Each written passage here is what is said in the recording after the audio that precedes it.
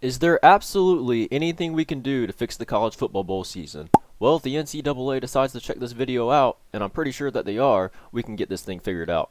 I mean, let's be real here. We all know that college football has a major problem when it comes to the postseason. We have too many bowl games that aren't getting watched. We have too many teams and matchups that no one's interested in. We have too many players opting out, meaning that these bowl games that could be potentially good matchups just don't turn out to be good matchups. So how do we fix that?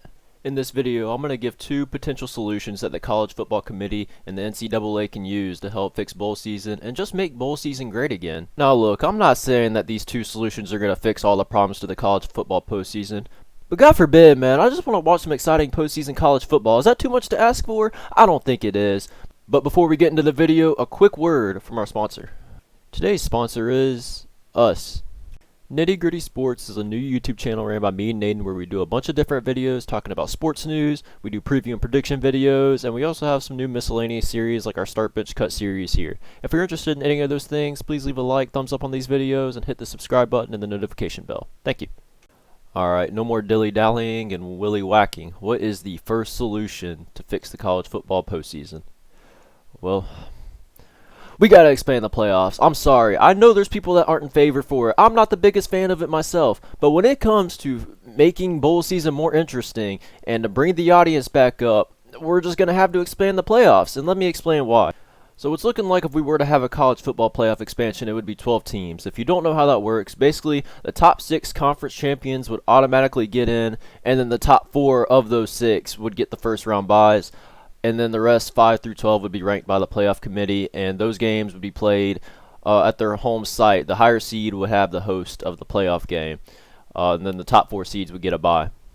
And look, I'm not saying that these games are going to be competitive. Hell, look at the playoffs now. The games where the 1 seed plays the 4 seed aren't even close. So yes, I know if the 5 seed plays the 12 seed, is the game going to be close? Probably not. Now, there could be some interesting matchups within that bracket, that 5 through 12 seed mark.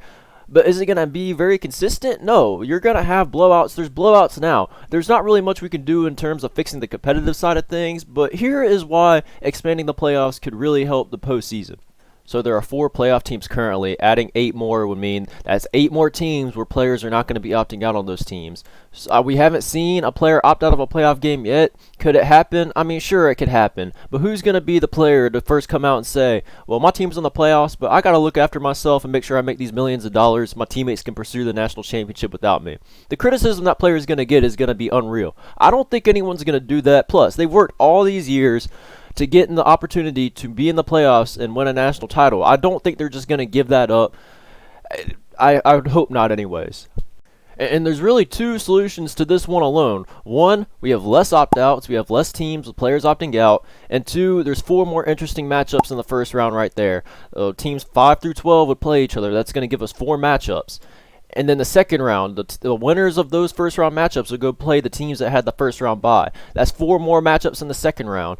And then those 2 teams that win those games would go and advance to the national title. So out of the 4 games in the second round right there, that would mean 4 more teams would continue. There would be 8 teams, 4 winners. The 4 winners advance. That's 2 more matchups in the third round. Those winners would advance to the national title game, and then obviously we'll have the national champion from there.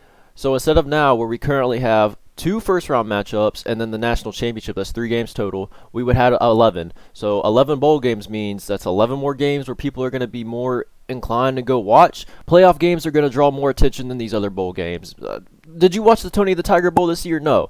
No one's going to watch the Tony the Tiger Bowl. And there's a lot of bowl games like that currently. No one's watching. No one's watching the first week or week and a half of the bowl games. So we add 11 total matchups in the playoffs. That's 11 more games. That's going to draw more audience attention. It's going to give more attention to these lower ranked teams that normally aren't used to getting the media attention. So that means more money for the schools. The NCAA is making money, and then the sponsors of these bowl games are going to be making more money. Okay, so now there's a question in your head that's probably being asked, and you're asking, Drew, that's just the playoffs. There's more to the college football postseason than just the playoff games. Is there anything we can do to help fix these other bowl games? There's not every team's going to be good enough to make the playoffs. So what are we going to do to get more attention to these lesser bowl games instead of just focusing on the playoffs?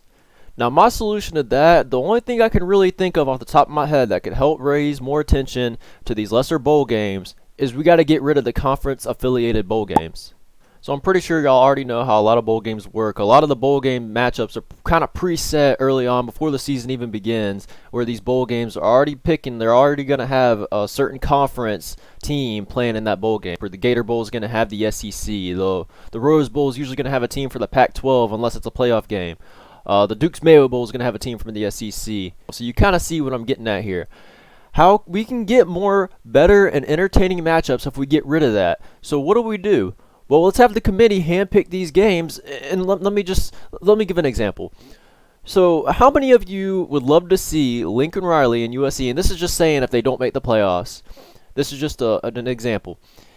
How many of you would like to see Lincoln Riley and USC go play Oklahoma? Say if Oklahoma doesn't make the playoffs, and have them square off in a Tony the Tiger Bowl or something along those lines. How many of you would be wanting to see that? How many of you would want to see a coach who just left his team in the middle of the night, packed his bags, didn't even say a goodbye, got on a plane and went to Southern Cal?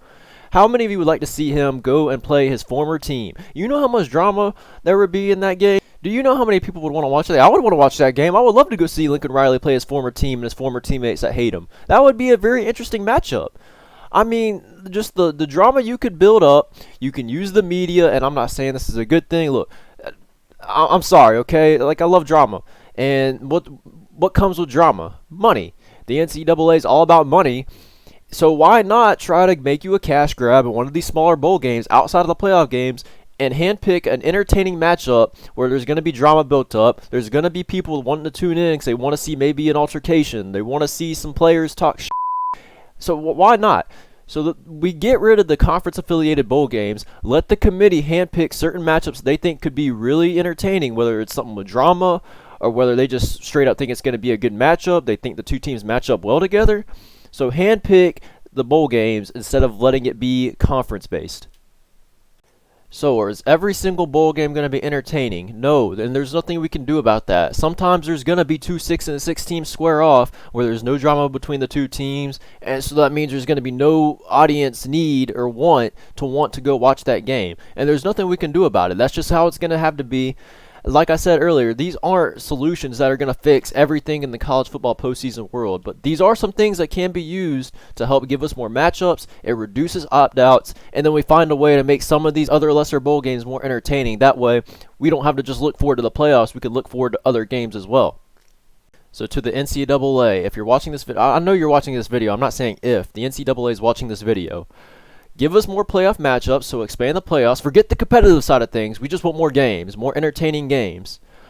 Extend the playoffs and get rid of the conference-affiliated bowl games and handpick some interesting matchups where there could be drama involved, or you just straight up think there's going to be some good matchups where a team matches well with another. If you do those things, you have fixed a lot of the college football postseason problems, courtesy of nitty-gritty sports. That's really all for this video, guys. If you have a better solution, if you have another idea that you could use to help fix the NCAA college football postseason problems, please leave them down below, and I'll be reading all of them. I'll definitely respond to all of them as well. I'm really curious to see what you guys would have to say. If you agree or disagree with what I said, leave it down below in the comments. I don't care. I don't care if you come on here and bash me and everything because you disagree with my opinion. I've learned that that's just how the sports world works. And look, I'm thick-skinned. I'm not going to get offended by what you say to me on the internet. I'm not. Also, if you enjoyed the video, please leave a thumbs up, subscribe, and hit the notification bell. We're uploading daily. We're trying to push out a lot of videos for you guys. One, because we want to give you guys great content, entertain you, and inform you. And two, we just love doing this. I'm really enjoying doing these videos for you guys, and I really hope you guys have enjoyed them as well. I know they're not all top tier right now. That's just kind of the process of being a new YouTuber. You kind of find what works, and then you just pick up on what does work and keep, adding on stuff from there, and that's how you get a good channel. We're eventually going to get out content to you guys that's more professional and just more organized. But being a new YouTuber, there's a lot to learn. There's not really much experience between me and Aiden when we do these videos. We're just kind of doing it and just learning as we go along. But anyways, guys, that's pretty much it for this video, and I'll catch you in the next one. See you.